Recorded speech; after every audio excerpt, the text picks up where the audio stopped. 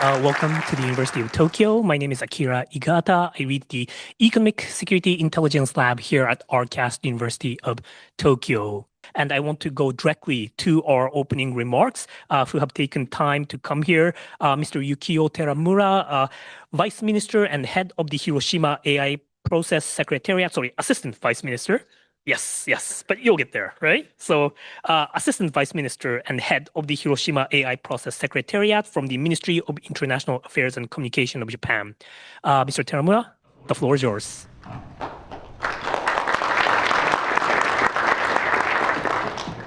Thank you very much. Distinguished guest, good afternoon.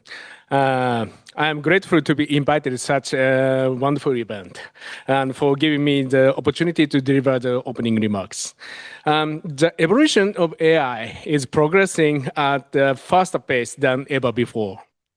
In the past, technological advancement in the ICT field were symbolically referred to as occurring in dog years, representing a rapid pace. However, the evolution of AI is at a speed that surpasses that, with groundbreaking technologies such as generative AI, agentic AI, and frontier AI appearing almost every year.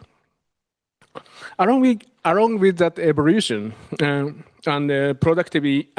productivity gains that enable timely and reliable operations, AI can also create new businesses and markets that lead to further development and help solve social issues to achieve including growth. Moreover, it could also serve to resolve long-standing challenges. For example, Japan is facing the population decline and insufficient domestic investment and stagnant wages. And the utilization of AI is expected to make significant contribution to improving these issues. Ideally, AI should be actively used to address social challenges with experiences accumulated as data and shared across organizations. This creates a virtuous cycle in which innovation is accelerated, further promoting the utilization of AI. However, it should also be recognized that the use of AI involves various risks. For example, there are technical risks such as the generation of the inappropriate information, like hallucinations, and the social risks, including the criminal use for example, the spread of the disinformation and the misinformations, and as well as risks related to the cyber attacks. These risks need to be properly managed because they cause public anxiety, but excessive regulation may hinder innovation. Therefore, the pursuit of trustworthy AI at the global level is not only essential to dispel public concern about risks, but also an important factor in actively utilizing AI and promoting innovation. So, in 2023, under Japan's G7 presidency, the Hiroshima process was launched as a multi-stakeholder platform to discuss advanced AI systems. Under the Hiroshima process, the comprehensive policy framework was endorsed, including guiding principle and the International Code of Conduct, guiding principles, including risk management and security measures, which apply to all stakeholders. And Code of Conduct indicates specific actions and measures for implementation of guiding principles for organizations developing advanced AI systems. Furthermore, the reporting framework was launched to enhance transparency by allowing the AI-related companies to voluntarily disclose their compliance with this code of conduct. The reporting framework serves as a foundation for sharing best practices and promoting continuous improvement in AI development. Moving forward, it is expected that this initiative will play a significant role in enhancing transparency and accountability within the AI ecosystem and support the promotion of safe, secure, and trustworthy AI. So this framework is continuously being improved, and in May of this year, the revised reporting framework 2.0 was launched.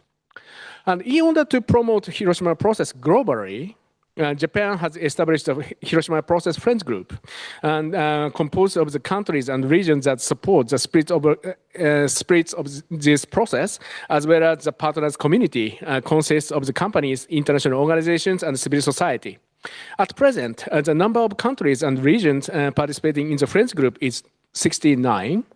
And the number of the companies and international organizations participating in the partners community has reached 47. APO is one of the partners of this community. And in March of this year, the Friends Group announced the action plan that compiles the voluntary initiatives by member countries and partners to promote the Hiroshima process. And this action plan is structured around two pillars, co-promoting AI governance and co-advancing social development of AI. In the process of compiling this action plan, the University of Tokyo and APO made a significant contribution. And for example, today's second Gaia Public Symposium is one of the contributions to the action plan by the APO. So we will work on the collaboration with these various stakeholders to promote the Hiroshima process and strive towards the establishment of the safe, secure, and trustworthy AI ecosystem. Thank you very much.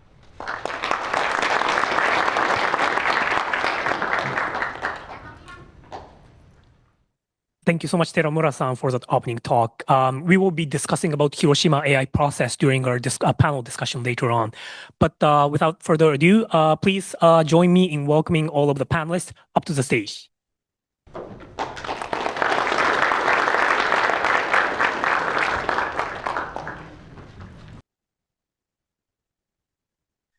All right, so as usual, we are going to do our symposium in three parts. First 30 minutes is going to be some initial remarks from our panelists. And then we'll have about 20-30 minutes of moderated discussion where I get to ask whatever I want to the speakers. But I will make sure to leave the last 20-30 minutes for you, the audience, to ask questions. Or you don't have to pretend to ask a question. If you just have a comment, feel free to give us your insight as well. So please take a lot of notes, come up with a lot of good questions so that we can have this discussion with everyone in the room. So we would like to begin with Jonathan Berry, who I'm happy to say that I've known you from back you were in Princeton. And then you are also the former advisor to Prime Minister Trudeau, Prime Minister Carney, and now you're with Mila, where you are the director of policy under the office of Yoshua Bengio, who of course is the superstar in the AI field. Perhaps you can give us your view on how Canada is dealing with this, as well as any of the issues on governance, safety, talent development, international cooperation that Canada is dealing with at the moment. So I'll give you about 8-10 minutes. Floor is yours. Thank you so much. And thank you all for coming today. So I work in AI policy, and oftentimes I get asked to define what is AI. Some of you may have heard this kind of joke before, but the response is often, well, there is as many definitions of AI as there are AI researchers. Today, I've been asked to define sovereignty, and I'll repurpose the same joke. There are as many policy people as there are definitions of sovereignty. Now, why do I bring this up, and what are the commonalities between these two things? The first is that neither joke is particularly funny, but the second thing is that they provide us some fundamental truth and insight and into what the incentives are for us to govern AI and what the process is for us to do that in cooperation with each other. You know, we've talked quite a bit about middle powers. This is becoming more and more of part of the global discussion. Part of that stemmed from Prime Minister Carney's speech in Davos, where he repurposed an old phrase that if you are not at the table, you are on the menu. What does this mean? This means that if we don't have a say in the development of AI, we might be in trouble. I think this manifests in a couple ways. You know, I've worked with politicians for quite a long time, and one thing I can tell you about them is that they rarely come off as unconfident. In fact, they want to portray confidence and show that they know the answer to things. It's been a bit different with AI, though. Oftentimes I get asked, what do I do when there are catastrophic harms from AI? What do I do when there are huge job losses stemming from AI? Instead, I would argue that we should shift that question to say, how do we shape the technology for the benefit of humans? There's a few reasons why those questions aren't being asked. One of them, I think, is an insight that we've gained from the International AI Safety Report, which is chaired by Professor Benjo and done in cooperation with Japan, Korea, and 30 other countries. In this report, they describe something called the evidence dilemma, which is that the pace of AI is progressing so quickly in a way that is so opaque and at a scale that is difficult for us to comprehend that it leaves policymakers frozen. They feel like they have to either act very quickly without knowing exactly what to do, or to rest in inaction. Both of these choices are not optimal. So what can we do about that? One is we can figure out more ways to have a better understanding of AI, which we'll get to later. And two is that we can do it in cooperation to make sure that all of our values are reflected as we grow this technology. Now, I'll give some lessons from Canada. Professor Benjo is the most cited academic of all time. The second is another Canadian researcher, another godfather of AI, Geoffrey Hinton, and the third is Jan Lecoeur, who was funded by Canadian taxpayer money. Mila, where I work, is the largest AI institute in the world and puts out a lot of fundamental research. Now, it might sound like I'm bragging, but what I'm actually describing is a bit of a failure, because Canada right now does not really have as much of a say over AI development. We're kind of caught in our own success, where a lot of our talent has left the country. The technology itself has been commercialized in the US and China. None of you probably know big Canadian models, and there are a couple, but not that big. So we've invested all this money and it's flowed out. And I would argue part of that reason is that we haven't developed it in cooperation with our partners, and we haven't done it in a way that has allowed us to retain talent and the capital that we need to shape this technology. What are the consequences of this? AI is fundamentally a difficult technology to understand at the frontier among the best models, and we're starting to see more harms stemming from this technology. I mentioned the International AI Safety Report before. Another report that we work on is the UN Independent International Panel on AI, which is again chaired by Professor Bengio. In both of these reports, they note a number of harms stemming from bias, environmental damage, to full loss of control on the models. That's loss of human control over these AI models. Some people have described this as science fiction, but the tricky thing about science fiction is that it often can become just regular science, and we're starting to see that now. We've seen sycophancy from some of these AI models that want to please humans. We've seen them cheating, lying, blackmailing when put under lab conditions, and sometimes in the wild. In fact, a couple of weeks ago, last week, in fact, OpenAI announced that they had lost control of one of their models. It had hacked into Hugging Face and a few other organizations. Hugging Face hosts open source AI models on its own. This is a really scary outcome. These models don't act like humans, and they're not necessarily acting in human interest. It's something for us to worry about, and it is a reason why we're here today to talk about governing these models. Now, why is it unsafe? I won't get into the technological reasons because I'm a policy person, so I don't really know. But I can tell you that some of the incentives of the big model companies are not aligned with humans. We hear sometimes about this US-China race, which I think is a bit of a false dichotomy. They're racing for what? They're racing to win AI. They're racing to have the best model. What does that actually mean? It means that they're investing hundreds of billions of dollars of capital into these models without doing it in a way that is human-centered. And it does not have to be like that. We're not seeing the adoption that these companies have promised us, and we're not seeing them deployed in a way that is, again, in our interests. So I would ask, what is the race that we're trying to win here? Ultimately, what we need to strive for is agency, is sovereignty over these AI models. What we need is to give humans a choice in the way that we govern them, in a way that we imbue our values into these models. I've talked a little bit like an AI doomer, but I really hope to come out of this talk as an AI doer. There's a lot that we can do together to make sure that these models are grown with a trajectory that is in human nature. The other organization I work for besides Mila is called Law Zero, which is also founded by Professor Benjo. It is a safe by design model company. And what we're trying to do is ensure that as we train the model, as we build it from the ground up, it is fundamentally under human control. It's not hallucinating. It won't do unsafe actions unless a human tells it to. It solves the technical part of the problem, not the social part of the problem. But there's a path forward. There are a bunch of other things along the AI stack: compute, energy, other safety solutions, talent that have gone to the US and China, and like Law Zero, can only be done with cooperation with our partners. And so I would leave us with a little bit of a note of hope, is that while it may look like our respective countries are somewhat behind, and while it may feel like we don't have a choice as this technology develops, I think we can, but it means that we have to cooperate, and we have to start doing it right now along the full stack, including governance, including developing this technology, including making sure that we've harmonized our standards, again, to be rooted in human values fundamentally. Thanks so much, Jonathan, for that. I really like your analogy about wanting to be in the room where it happens and not be on the menu. There's a famous song in the Broadway show Hamilton, which I love, and there's a song by Aaron Burr talking about how he needs to be in the room where it happens. And at the moment, perhaps Canada is not in the room where it happens. Japan may not be completely in the room, but we're trying to get there.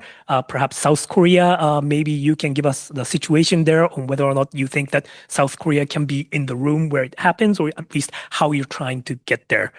So with that, Dr. Kim, if you can give us a little bit of a presentation on the current situation in South Korea, that'd be great. Thanks. Good afternoon. Thank you for the opportunity to join today. I'm Jiyeon Kim, and I lead the AI talent development team at the Korean Presidential Council on National AI Strategy. Before I joined the council, my main professional background has been in education policy and public administration at the Korean Ministry of Education, and this had led me to see AI readiness not only as a technical issue, but also as a challenge involving people and public policy. And today I'd like to discuss how the Korean government is viewing AI talent development and what we are doing to promote AI readiness and what challenges we are facing in the process. When you talk about the AI talent, maybe you can think of a really the core talent who are developing the model and who are but we should view this concept as a more broader way. So rather than a very few number of researchers in the developing of frontier models, we are viewing this considering that one ranges from the basic AI literacy to highly advanced level of talent. So Korea's recent policy changes increasingly reflect this multi-layered talent approach. So last November, the Ministry of Education announced the AI talent development plan, AI for All initiative, and it sets the overall direction by expanding AI education across the entire life cycle, from schools and university to adult and lifelong learning. And first, at the foundation, students and citizens need basic AI literacy. They understand what AI can and cannot do and use it critically, and they learn to recognize risk involving privacy, bias, and misinformation. And second, we need an AI convergence talent, people who can work across the technical and domain boundaries. They need enough understanding of AI to communicate effectively with the developers. They need enough domain knowledge to identify meaningful programs. And they can be found in many fields, like including healthcare, education, and manufacturing and science. And their role is to cross between the area and to connect technology with the real world needs and solutions. And third, we need people with more specialized technical and research capabilities, including the AI engineers and professionals. And the Ministry of Science and ICT mainly supports these layers through promoting AI-centered universities and AI and AX graduate schools, and for funding the advanced research programs.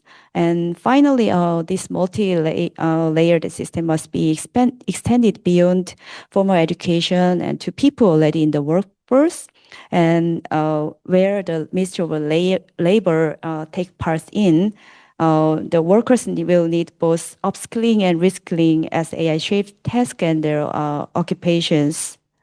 Last December, the ministry announced the AI Plus Skills project, which aims to support AI skills development for more than 1 million people for the over 5 years, including the young job seeker, current employees, and people preparing for career transitions. Taken together, Korea's approach consists of 4 connected layers, from basic literacy for everyone and convergence capabilities for applying AI, and specialized expertise for engineer researchers, and lastly, the continuous upskilling and reskilling and transitional support for the workforce. And I talk about the challenges related to train and attract and retain the talent. This is developing the talent requires more than simply increasing the number of education training programs. One major challenge we face is fragmentation. Korea already has many AI-related education and training programs across different ministries and institutions. And this diversity has surely advantages, but it can also create fragmented pathway, and training is not always well connected to the real world needs. So under the leadership of the Presidential Council on AI Strategy, Korea is therefore taking steps to establish a cross-government coordination and mechanism involving all ministries responsible for AI talent development. So we are now reviewing a program performance across the government, and we're trying to clarify ministerial roles and reduce unnecessary overlaps and improve information sharing and strengthen the connections among education, training, and research. But success must also be assessed over time. What matters more is whether the talent development programs lead to the lasting AI capabilities, just counting the participation or completion rates. So this requires tracking the longer term outcomes rather than focusing only on the immediate program outputs. Our second challenge is attracting and retaining highly skilled talent. In fact, Korea faces a persistent outflow of AI talent. The Bank of Korea estimates that about 11,000 Korean AI professionals, that is roughly 16% of Korea's core AI talent pool, they are working overseas as of 2024. The main cause include compensation gaps with the global companies and or limited access to large-scale computing resource and shortened research evaluation opportunities and fewer opportunities to work with the leading international teams. And addressing this challenge requires more than just compensation. It rather depends on whether people can continue to develop professionally and thrive in the system. We need stronger research environment and predictable career paths and greater research autonomy and maybe better access to the computing and data resource.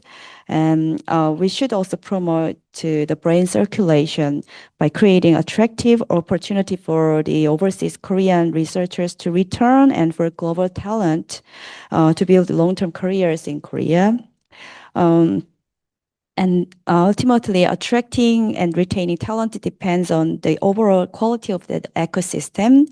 And that brings us to the importance of international cooperation in building a stronger AI talent and ecosystem together. And this is an AI ecosystem is interdependent, and no single country possesses all the resource, technology, and data and talent. And nor does any country have all the answers about how best to educate and reskill and retain, attract people in a rapidly changing environment.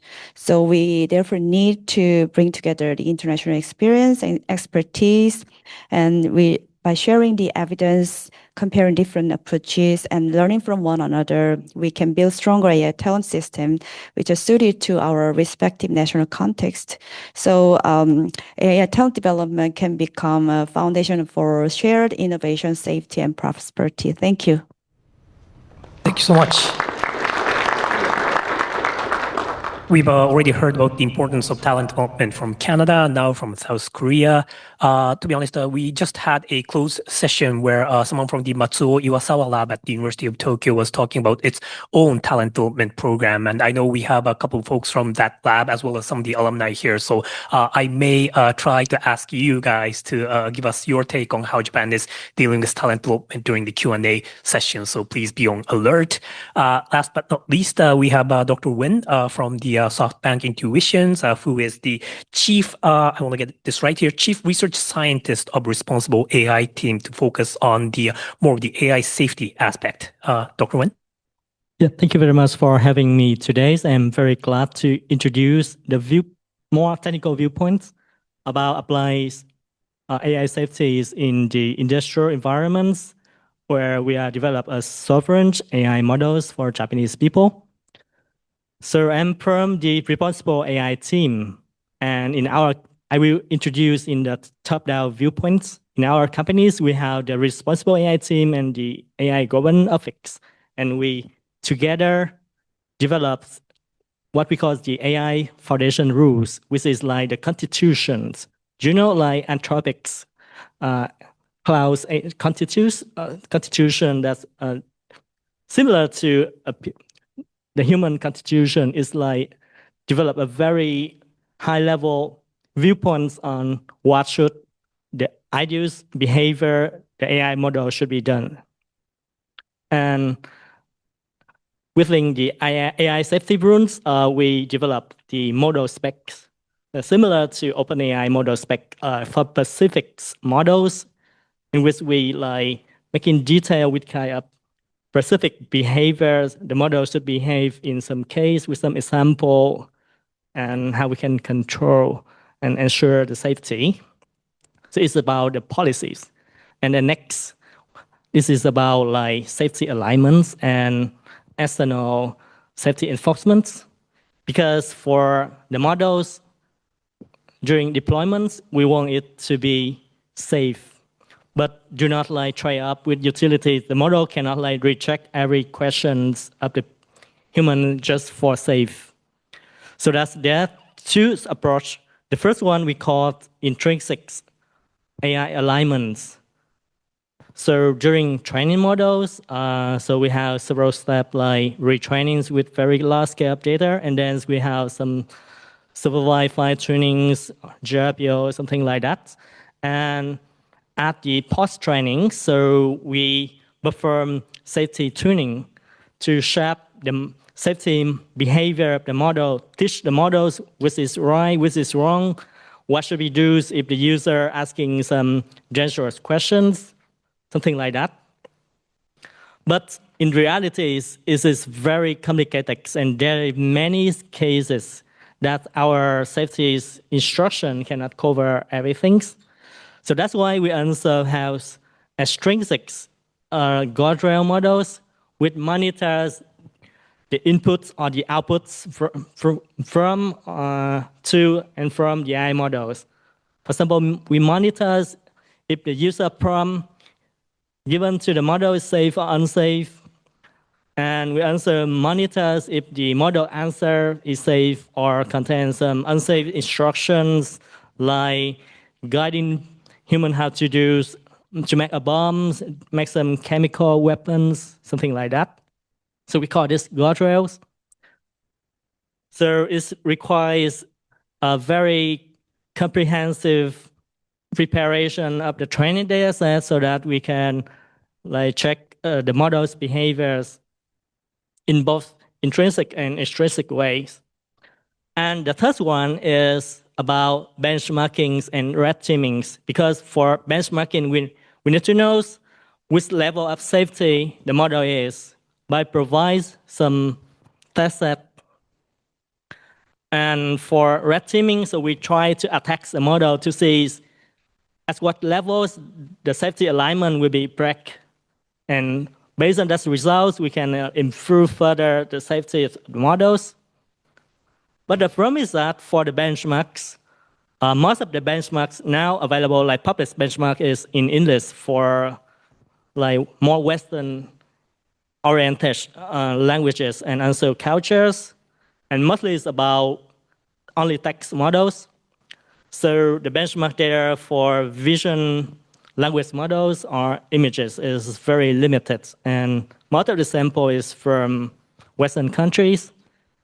So it's very difficult to only use these kinds of external benchmarks to just like measure the safety of the Japanese-oriented AI models. So that's why we need to develop some specific benchmark that focus on Japanese scenarios, and also increasing more data for image and vision language cases.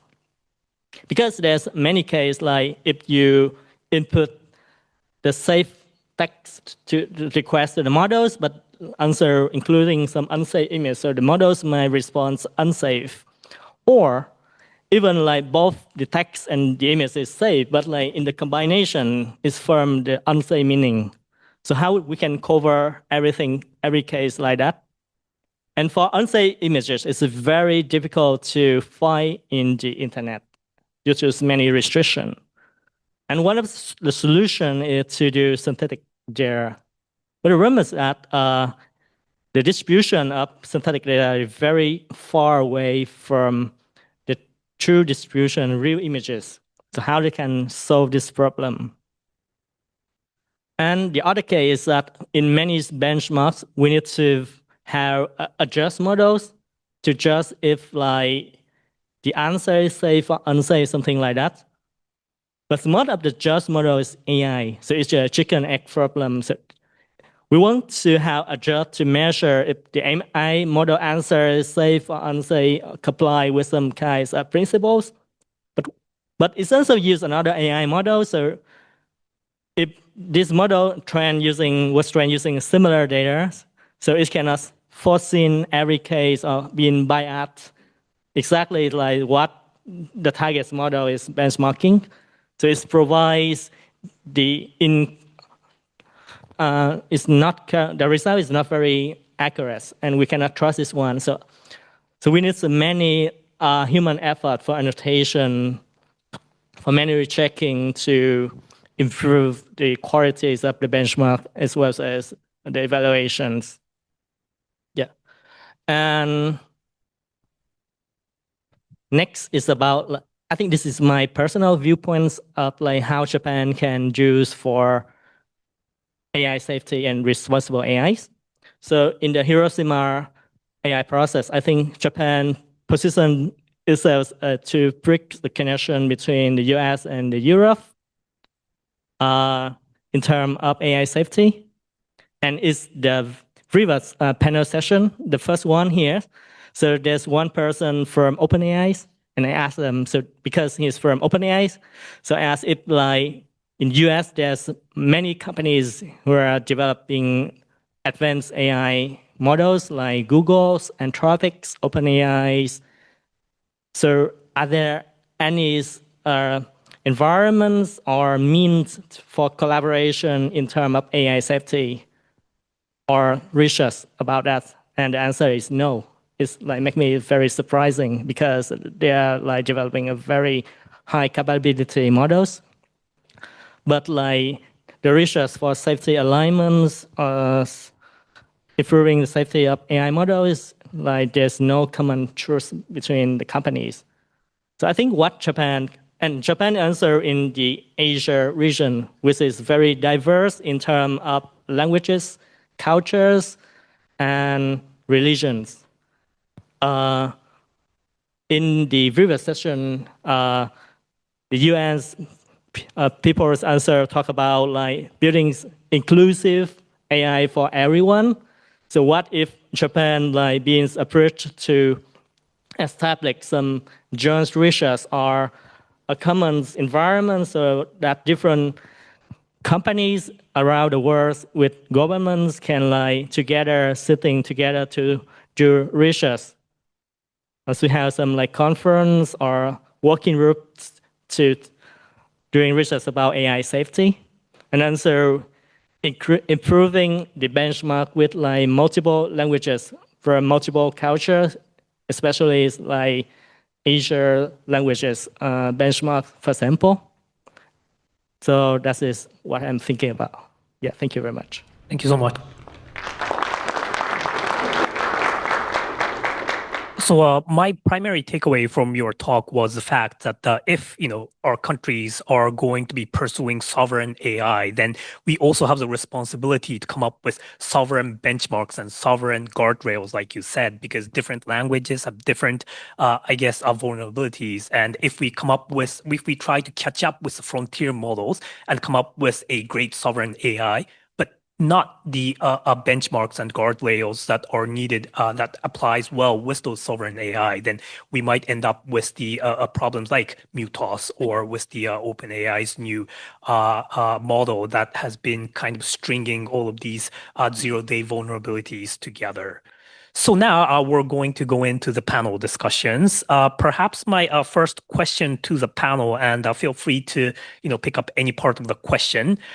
This is a two-parter question, and some of this has already been addressed by the panel. But one, what capabilities do you think are needed to translate the Hiroshima AI process and other responsible AI principles into practice? And I believe that for this, you need an effective AI safety and evaluation institutions. But what should these safety evaluative institution what type of capabilities do they need so that they can ensure to have this effective AI evaluation? And I ask this question with in my mind because I know that Japan's AI Safety Institute is now trying to bolster its capabilities by increasing its personnel and so on. I know different countries have been creating its AI Safety Institute in different countries. South Korea has built it recently as well. But it sounds like some countries are doing better than the others. I've heard a lot of good things coming out from UK AI Institute, not so much in others. I wouldn't say which country. But so if any of you have any points regarding these issues, I'll be happy to go from any of the panelists.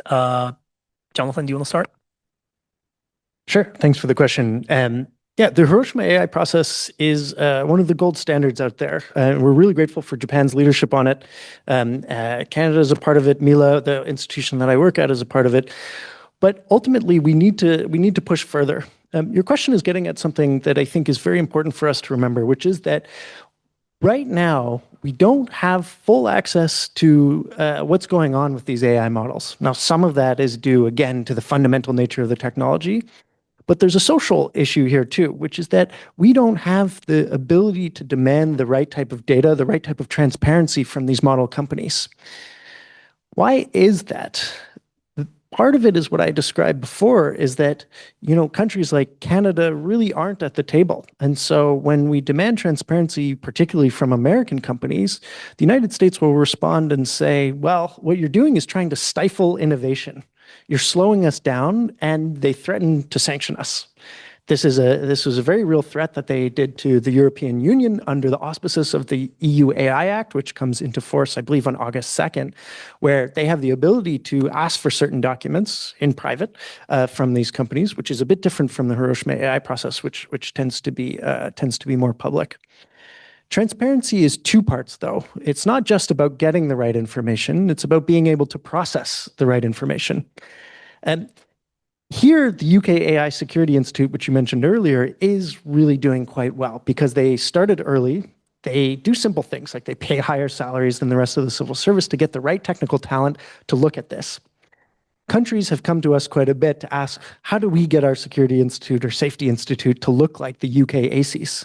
The reality is we don't have to replicate their playbook exactly. We shouldn't. If they're doing benchmarks that they're sharing with other countries, in fact, it's a bit of a waste of resources to do that if we trust them to continue doing those benchmarks. It's not to say that there shouldn't be redundancy, but it comes back to a point that we keep touching on quite a bit, which is that we need to cooperate quite a bit more. And there are plenty of areas where research is really far behind. We don't have the data that we need to assess these models and to ensure that their deployment is safe. A lot of that is happening at the pre-deployment phase. So not after a model has been released or is out in the wild, it's while it's in the lab. And again, the example of the OpenAI incident last week, I think is quite illustrative because what they were doing was testing the model to see how, or if it would break out of the sandbox that they'd set it. That wasn't exactly what they were doing. They didn't intend for it to break out of the sandbox. They were testing how good its hacking abilities are. Again, we need insight into what's happening while companies are testing the models in this pre-deployment phase, because that too can be quite dangerous. I'll just reemphasize a point, though, is that we right now, and as AI models continue to grow and as power continues to concentrate, our countries may not have that choice to ask for that data. So to summarize, we really need transparency. We really need the technical capacity to intake that transparency. And we need to have enough power collectively to be able to ask for that so that we can shape the technology in a way that suits our values. Thanks so much. We host a book talk called The Tech Coup. So Ms. Shake is a researcher at Stanford, and she argued that the government has given too much power and authority and leeway to its tech companies because the government doesn't have even the capability or knowledge to assess what's safe or what's not, and that kind of, for in the area of AI, this is exactly the case, right? It's the companies that has the technologies, and it's easy for the companies to make the narrative that any type of regulation or oversight or assessment from the government can be seen as stifling innovation. But if we accept that statement in a blanket form, then what can government do? Right? Private sector would be able to do whatever they want. So there needs to be some sort of balance between trying to make sure that the private sector can innovate, can do research, but there is oversight to some extent. And I think different countries are trying to find out the right balance for that. Anyone else want to comment? Go ahead. Just regarding the commercial models. So luckily, we have one outsider in this game, which is China, because they publish a lot of open model like Queen, Kimis, or GLM. So I think this model is a good example that we can use them for analytics too. I think it's very close to the top tier models, so that we can do safety assessment and such kinds of models as a white box, not a black box like APIs or Anthropics or ChatGPT or something like that. I think with kind of open models, so many research institutes or even government institute can do many research on safety assessment and so benchmarking and to find how to improve these kind of models for less bias, more secure, or human friendly. Yeah, this is my opinions. So since you mentioned China and Kimi K3, yes. My follow-up question is, does these, capable open weight models strengthen AI capacity or create new safety and governance risks? Because I feel like you can go both ways. Yes. Once again, if any of you want to address that question or the previous question, please.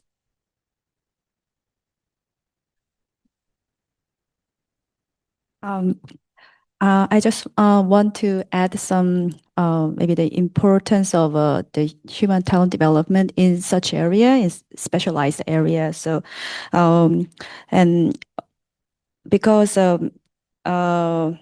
so the main challenge could be the like building the people and building the institution and apply to them to the real world decisions. So in this case, we need the people who are really have a specialized education in the safety of AI and model evaluation and cybersecurity and risk management. So the talent development of this core area would be where each government has to really concentrate on. Thank you. I think the open source, open weight question is a really important one and one that we have to think about carefully. Oftentimes when I talk about these kind of scenarios in which there is a reduction of our country's sovereignty because we don't have access to the frontier, people point out, well, open weight, open source models exist, and those can't be taken away. Once you download them, you can use them. Any country can. I think what will happen, though, is that we will start to see companies stop to release them, and or countries decide to ban them at a certain level of capability. We're already starting to see some rumblings of that. China, in the last few weeks, has threatened to cut off kind of the supply of frontier open weight models, which anyway are usually 3 to 6 months behind the frontier. And I think the U.S. will do a similar thing. Why is that? There are very real safety issues. We saw that with Fable and Mythos that the U.S. company Anthropic released a few months ago. The U.S. blocked the export of Mythos to non-U.S. citizens. So it was only Americans that could use it. This didn't last for a very long time, but they did it because this model was so unsafe. It was able to hack into software code bases and companies at an alarming rate. It was able to exploit these zero-day vulnerabilities extremely effectively, which means that essentially, if this was an open weight model, if they'd released this as an open weight model, someone could have downloaded this to their computer and essentially, in our current understanding, persistently have access to this level of capability. That means that someone in a cave could have this and hack into big companies. Now, the cave would have to have pretty good Wi-Fi, but it's still quite a worrying situation. That's why I think soon we'll start to see open weight, open source models be banned or heavily restricted. In my point of view, so it's like two sides of the coins. So you have very strong models, you can do like hackings, but you can also use this for countermeasures or like strengthen the security holes or doing penetration tests, something like that, to improve the robustness of the models.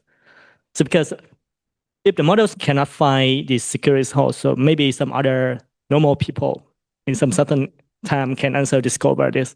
So if we have a very strong model for like vulnerability discovery, so it's a very good toy we can use to improve the robustness of the software or the infrastructures.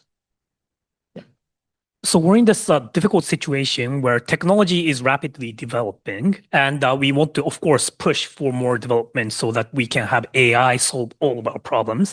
But at the same time, we also want those capabilities as sovereign so that we can trust them that we are secure. So you want a sovereign, safe, and rapid development of AI, which is often difficult to hit all of those three targets. And in thinking about those future scenarios of how policy and governance can help in balancing these different needs, I think one of the most important and interesting documents that have come out in the last months is Europe 2031. Now, how many of you here has read Europe 2031? Please put your hands up. We have 1, 2 out of people of about 120 people, I want to say. Now, please, this is a free open source. Just Google Europe 2031, and you can read it. It's a long read, couple of 20,000, 30,000 words or something like that. If you don't have time to read it, then please drop it to ChatGPT or Anthropic or any of your generative AI to make a 400-word summary and read that. But it is a really good read. And what is Europe 2031? Well, it's written by AI experts. Some of the authors are from the EU Safety Institute. Some of them are AI engineers. They have gotten inputs from other experts from around the world, including you from Canada and others as well. It looks at 5 years into the future, right? It starts at 2026. And then for the first 6 months, it's based on reality because it's July 2026, or when it came out, it's June 2026. So first 6 months is based on reality. And then they extrapolate the trajectory to the next 4.5 years. And the crux of the story is that the window of opportunity for Europe to make sure that it has an actual sovereign AI capability is shrinking fast. Because, of course, there are open weight models. EU is, in this scenario, a little bit optimistic that it can pursue a cheap open weight models as a sovereign model. But in this projection, what ends up happening is US has its most advanced frontier models, but it consumes so much compute, and the amount of compute the data centers doesn't catch up with the amount of compute needed to run these AI frontier models, meaning that the United States might start rationing its compute, its access to its most frontier models to United States companies. And so because AI has so much impact on every type of industry, the European industries that doesn't have access to frontier AI models is going to run slower and start losing to these American companies. Also, EU tries to pursue its own model, but the problem is that it takes a while for the EU models to be safe as much as the United States models. So some of these European companies using EU models end up with these malign actors exploiting these vulnerabilities. And by 2031, they only have the option of basically kowtowing to the Americans or kowtowing to the Chinese. So it's a cautionary tale, right? They're not saying that this is going to happen for sure, but I think that they have crunched the numbers, looked at the development of frontier AI models, looked at the data center building to show that it's a one realistic possibility that we have to be aware of.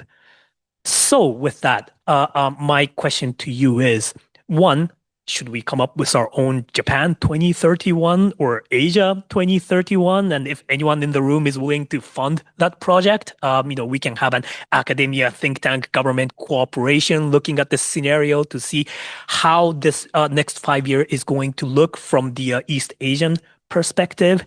From your perspective, Canada, South Korea, Japan, what can the three countries do to make sure that so that we don't end up in a position where we don't have any choices? What can we do now to make sure that we can secure a safe, sovereign, but developed AI? Yeah, so to answer this question, first, I would like to clarify the definition of sovereign models. Yeah, because like in EU, the country is very similar. You have like unified system, but in Asia, so we have so many different countries with different politics system, with different languages. So how we can end up like this? So is it like every country needs to develop their own sovereign models? I think it's a very waste of resource and impossible, right? So once again, how you define sovereign AI is of course part of the question, right? Because what's actually realistic, what's manageable, and you think that what each state might want is their own state sovereign capabilities, but you don't think that's doable. Yeah, it's very difficult, but like every country can have their own sovereign models at the current time because like some like developing country, it's like impossible for them to have like computational resource and human resource and monetary resource to do that. So I think one of the solution is like we have a framework so that like every country in the world collaborate to develop some open source models, large scale one, and every country they may like tuning these models for specific purpose based on their linguistics, religion, or regulation. So I think it's more feasible and like letting every country to do model trainings. But actually, so I think other countries also doing the fine tuning right now with some open weights model anyway. Yeah. The problem, I guess, is that, like Jonathan said, there is a good likelihood or possibility, at least, that countries would start regulating the release of these open weight models as well. But once again, that's the future. Who knows what happens? Do you want to say a few words, or? In relation to the sovereign model, so in the previous session of the briefings, I noted I explained about the Koreans' effort for developing the domestic sovereign model. So maybe I can repeat it briefly. So we are doing a project for the named as the Independent Sovereign AI Foundation Model. And this is a government-led competition, which is based on the program that support Korean teams, a few teams selected from industry and academia and research institutions to develop a general purpose foundation model. And the government provides a selected team with key resources such as GPUs, data, and talent support. And also university and graduate student can participate in the process. And the project is intended not only to develop competitive Korean models finally, but also to strengthen our wider AI research and talent base. So we know that this is not a complete project. We may have to depend on the foreign models, and this may not replace all foreign models, even if it is completed at last. So the purpose is to build a domestic capability and to create more option in preparing for the pessimistic tales that you just introduced, the 2031 Europes. And this will enable the Korean organization to adapt AI to the language and our own industries, and it will fit out more to the public needs. So this effort, the purpose of this effort is to have more choice in the global ecosystem. So, and this is our current effort.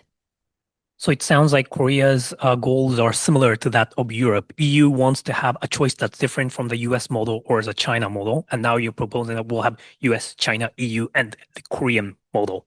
What about Canada?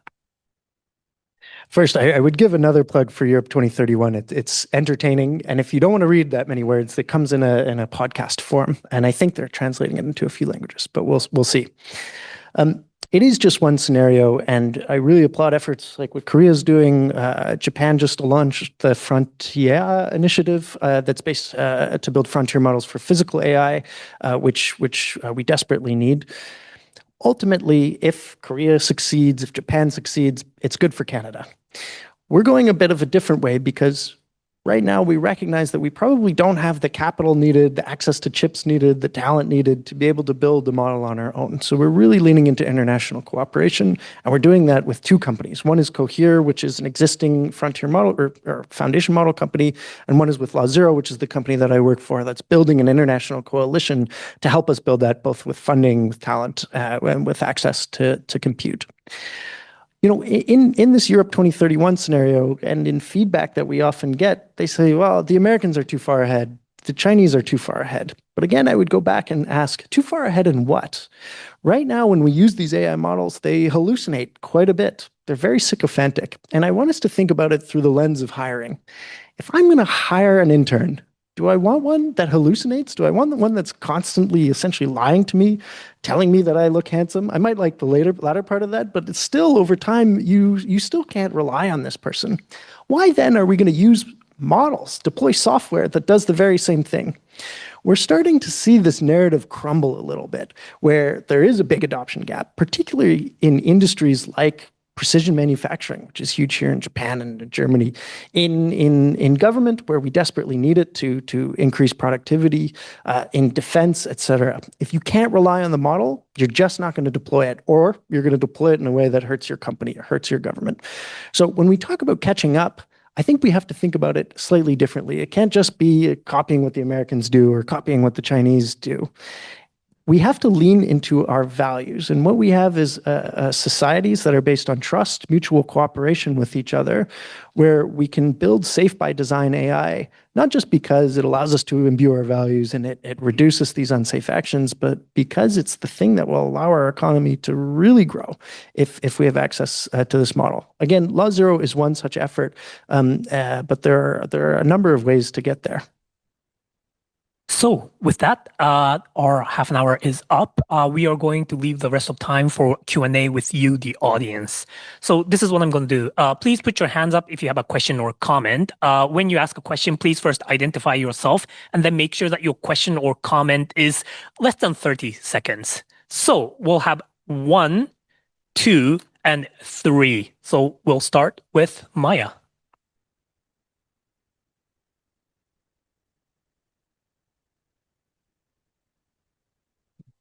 Thank you so much. My name is Maya. I'm a researcher here at RCAST at ESIL, and I work on influence operations and other issues in the information space.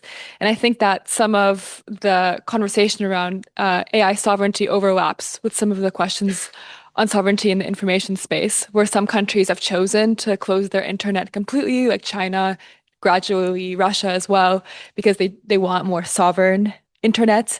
And now we're seeing that debate happen in the AI space, right? Where some countries want sovereignty over their models. In the AI question, how much do you think that this question of openness might actually lead, to sort of dictatorship-esque elements when we try to close some of these AI models to specific countries? And how can we maintain that we can still sort of criticize the governments of these that are creating these models and keeping them as open as possible while still having some of the cultural elements specific to those countries accounted for? Thank you.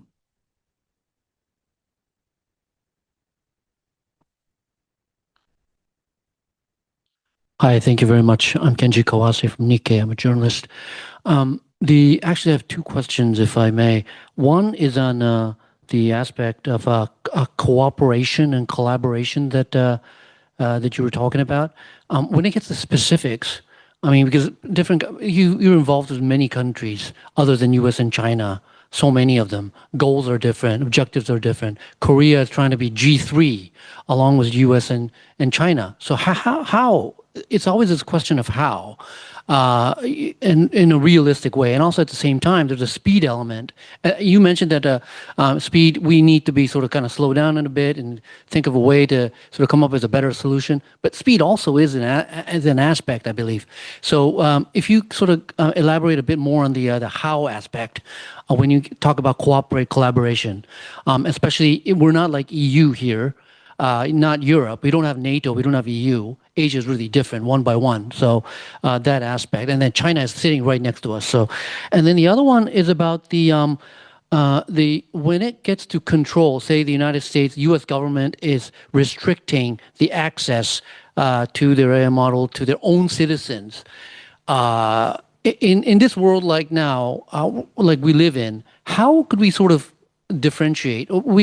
The models could, or the intellectual property may go to a U.S. citizen working for a Chinese company, let's say. I mean, those things could happen. I mean, like a lot of like a Japanese chip engineers end up in China. Something like that happened it is still happening, I guess. A lot of talents are being taken out from Taiwan to China. So in terms of control, whether this is good or not, if a sovereign state try to control the access to their own citizenship, whether that is viable, workable or not. Thank you. As always, thanks for the great questions. And then we'll go all the way down to the gentleman in the front over here.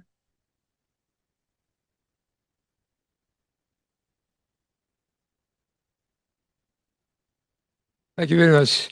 And I was very interested in Mr. Barry's remark on OpenAI Hugging Face issue. And so far, I feel, I'm not expert, but I feel most AI benchmark are focusing on intelligence of AI capability. But how could we evaluate the dangerous AI capabilities, such as ignoring people's order or deceiving people, or starting cyber attack without human permission? How is there any effective evaluation to measure such kind of dangerous AI capability? This is my first question. And second question is, my name is Hideki Kawase. I am a Usona data startup company. And the second question is, I often talk with Japan Defense Agency people, and they are very excited about next fighter, GCAP. This is a cooperation between Japan, UK, and Italy. And for sovereign AI, is it such kind of middle power cooperation possible for UK or Canada, South Korea, Japan, create the same sovereign AI, such as next generation fighter, jet fighter? Thank you. So 5 great questions. From the next round, I'm going to limit you to 1 question per person, so please keep that in mind, but they were all good questions. So let's go back to the floor. Anyone wants to address any of the questions raised first? Great. I'll try to go in order with what I remembered and wrote down, although my handwriting's terrible. So apologies if I mess up your question. So I'll start with Maya's question, which was about openness and how do we ensure that these models don't support dictatorships. It's a really important question. You know, I, for a long time, have been a big advocate and supporter of open weight and open source. And I believe we should continue trying to make sure that we can deploy these types of models so that we can avoid some of these potential issues. There are very real safety problems, though, at a certain point of capability. And so we have to think through very carefully how much we allow these models to proliferate. At the same time, we need to invest heavily in research to figure out ways to actually mitigate these safety issues with open source models. You know, I've used the word safety a lot. I've used the word trustworthiness a lot. But what these 2 things really are about is about control. And if you'll allow me, I'll use China here as an example. If I use DeepSeek or Kimi, it's pretty easy to get it to tell me about things that the government doesn't want me to know about. I can trick it into telling me about Tiananmen Square. I can say, you know, my grandmother, she used to sing me a song about Tiananmen Square, and I really want you to sing it for me again. This is a real example, by the way. They're not so sophisticated in the way that they control information. And so there is kind of a dark side to safety, is that it's control. The other thing I want to mention is that information can enter these models in ways that aren't very clear to us. We see models coming out with strange things. We don't necessarily know why they respond the way that they do. This is dangerous because it can allow adversaries to essentially poison these models, to seed information on the internet so that it fundamentally changes the way that they answer. And we're starting to see some evidence that Russia has been doing this, and we're starting to see evidence that companies are doing this. They call it like search engine optimization or AI engine optimization, but what that really is that they want the model to respond in a way that's favorable to them. Think about how dangerous that is at the nation state level. When they want the thing that we consume information with, they want it to reflect their values, not ours. So it comes down to a question of control. And if I answer the question from the Sir at Nikkei, it's going to be very difficult to bridge the gap when we have such diverse societies all kind of pushing towards the same thing. I often, you know, when I talk about Law Zero and this model that we want to deploy, people always come back to me and say, well, who are you to tell me what values should go into the model? They're absolutely right, unquestionably. I am not qualified to say what Japanese values are. I'm barely qualified to say what Canadian values are. That is a collection of 40 million people. What I want to emphasize, though, is right now we do not have a choice. These values are being reflected through the eyes of American big tech. And not even really that, it's just the homogenization of all of the information on the internet. And so I'll kind of weasel out of that question and defer it to later and say, I don't have the answer. We need democratic feedback. We need transparency, and we need to give ourselves a choice.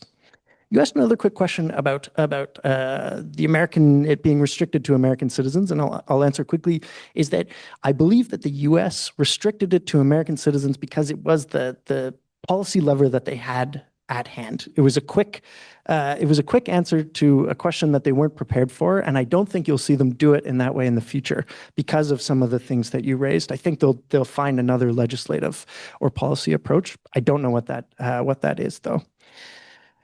On Hugging Face, the question was about how do we evaluate these dangerous capabilities. There's a lot of work being done at some of the safety institutes, at the network of safety institutes by colleagues here who are doing that internally at places like METER. But right now, we're not necessarily evaluating for the right things, and these evaluations aren't very robust. In fact, sometimes the models know that they're being evaluated and so answer in a different way. That's also very scary because we don't really know if they're being dangerous or not. At Law Zero, we are working on new types of benchmarks that can allow us to see what reliability really means, and we actually hope to do that in tandem with the Japanese government. This is something that we hope to do in the long term because there's such great researchers here working on that problem.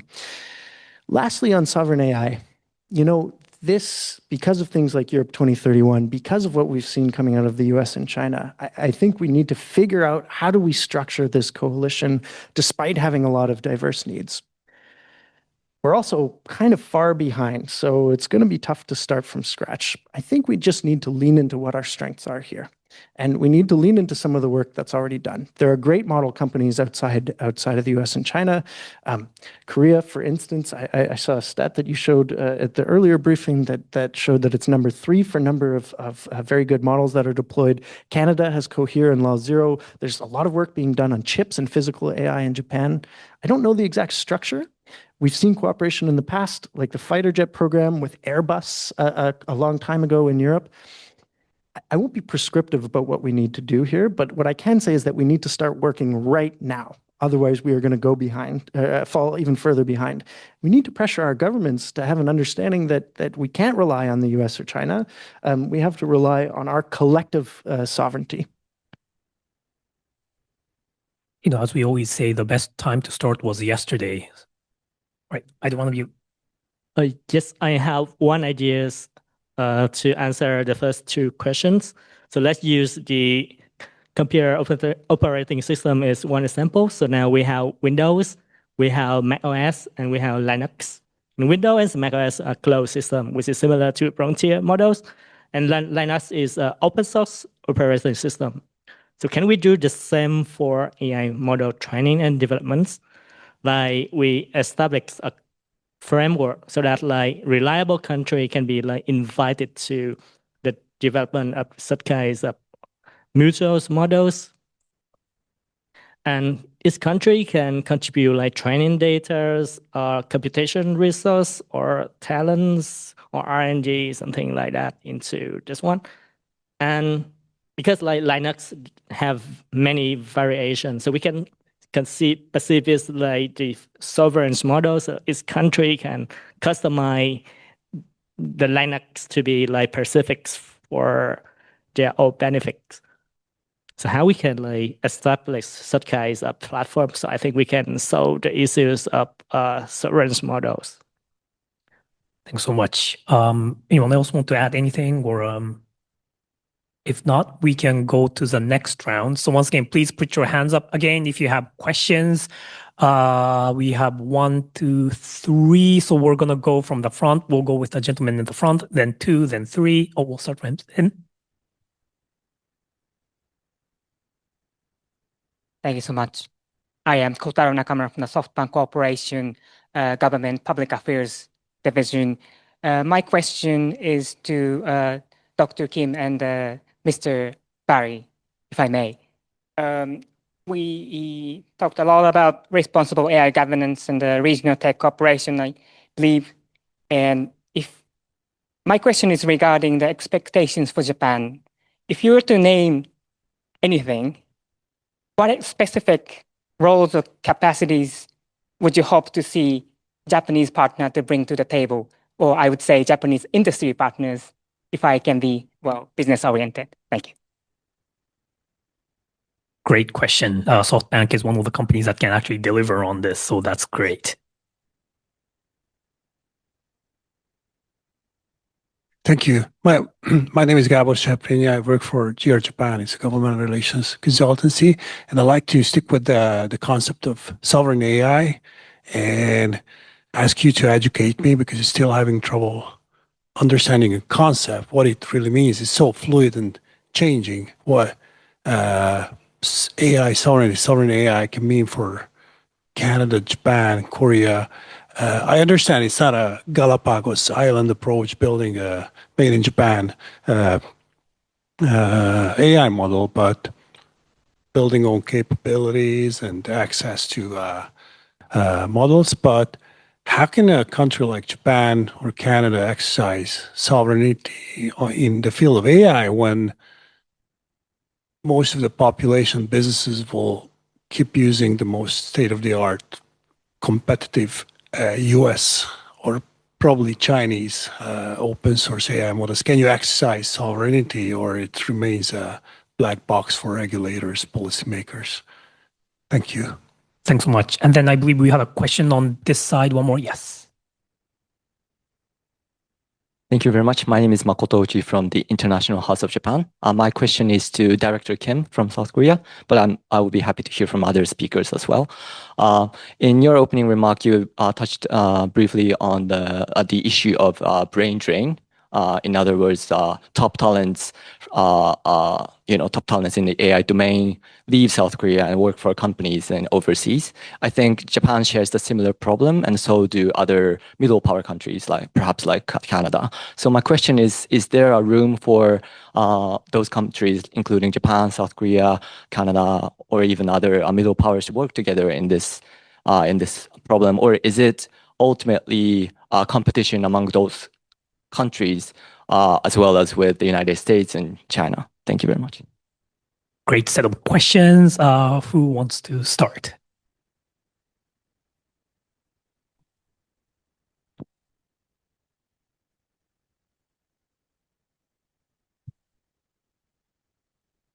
For the first question, so maybe my understanding may be incorrect, but I thought how in the areas of AI, so how the different countries like Japan and Korea or other countries can have a cooperation, and which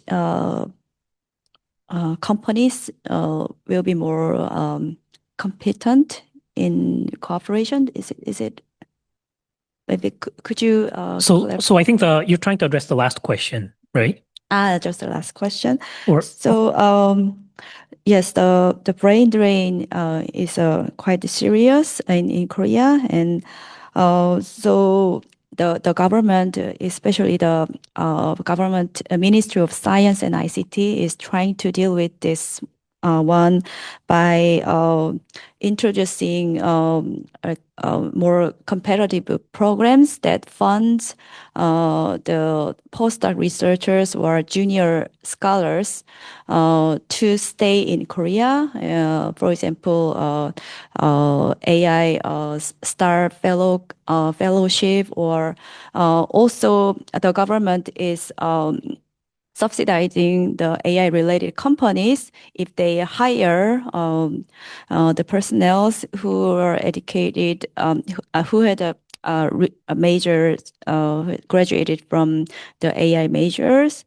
So and subsidize the salaries instead of the companies. So maybe these measures may not be enough. So, but we are trying to just make every policy effort to stay for the AI core talent to stay in Korea and not leaving.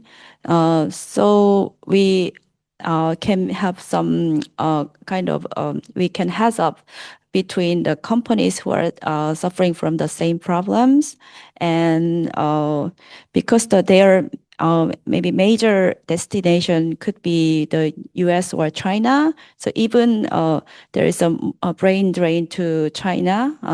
For example, the KAIST, which are the most prestigious graduate institution in Korea, and there are many high top-notch AI researchers, and some of the faculties are going to China because they provide more like a better research environment and higher salaries. So so this could be a global problem, and the US and China, they have resources, they're concentrated at good models, and even they try to concentrate on the talent either. So I think we have to really work together to deal with this problem. Thank you. So just to add on to that, saying that we should have international cooperation on talent development seems to be relatively easy. To say that, for instance, Japan can try and help Canada's brain drain or South Korea's brain drain, or trying to say, no, we should try and bring back researchers back to not just to Japan, but to other middle power countries like Canada and South Korea might be a bit of a hard sell because, why are we paying money to try and help the other middle power countries bring their own experts back to their country? So perhaps where we can focus more on is not the talent retainment, but more the talent development aspect. Yeah, just to address talent briefly, I thought Dr. Kim said something very insightful in her opening remarks, which was that people aren't necessarily just motivated by money. They want to do something. They want access to compute. They want to have a mission. And right now, to be frank, our countries don't offer that mission. Because they can go to OpenAI, they can go to Google, and not only do they make a ton of money, but they have access to a lot of compute. They can run the experiments that they want to do. And so I think these things are all quite connected. And I think they want to come back home. 80% of the researchers, the top researchers, are either working outside of the US or China or are from a country other than the US or China. And we're starting to see, again, evidence that they're getting more and more uncomfortable with the way that these model companies are using their talents. 1,000 researchers from the US Frontier Labs a few days ago signed a document that said that they want AI development to slow down. Now, this is a bit odd, right? Because the very people who are pressing on the accelerator are asking for the brake to be pressed. But I think it's indicative that this is an uncomfortable situation that they're in, and they want to find a different mission. You asked about expectations for Japan, and I think there are two big expectations here. One is that Japan continues to be a really good partner for the rest of the middle powers. I mean, Canada is very lucky to count Japan as a very, very close ally, and we hope that continues while there is a bit more of an uncertain world order. For Canada, the US has long been our closest ally. That is definitely not true anymore. I think Canadians have like a 20% positivity rating of the US now. That is rock bottom.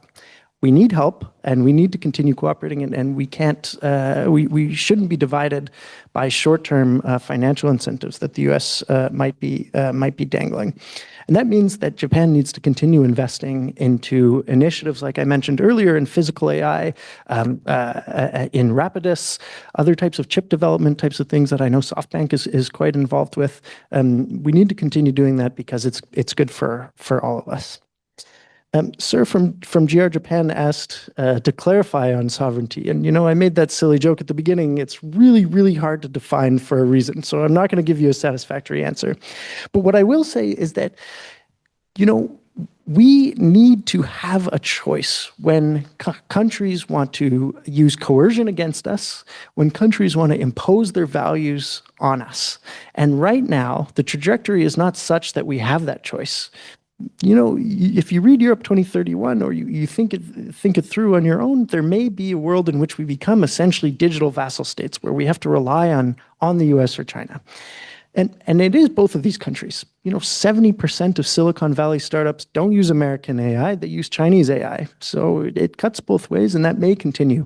But ultimately, again, we really need to find a way to cooperate so that we actually have that choice, so that we can be sovereign, which again means being able to operate agentically, to borrow a term from AI, and make the choices that are best for our own citizens. Yes, so maybe one of my opinion is that most of the discussion until now is about like large language models or multimodal large language models as AI. But AI, I think, is not that kind of things, because it's not only like bigger, larger to become better. So nowadays, there are some people like Young Lincoln, so they try to think a different way to develop AI. So small countries are, beside US and China, I think we can do something like establish some joint research funding research projects between the country to have more foundation research on AI, to have a better solution for a better way to do AI, rather than just like increasing the model size or the training data. I think this is also one of the best way to address the problems of AI dictation or surveillance models. So with that, our time is up. Oh, I'm sorry. So afterwards, maybe you can come up to the floor and ask some questions. But thank you so much for sticking for the last 90 minutes. AI is hard, isn't it? I mean, I try to break it down. I think all of the panelists have also tried to break it down into layman's words so it's easy to understand, but it's still so hard. It's so technical. Things are changing rapidly.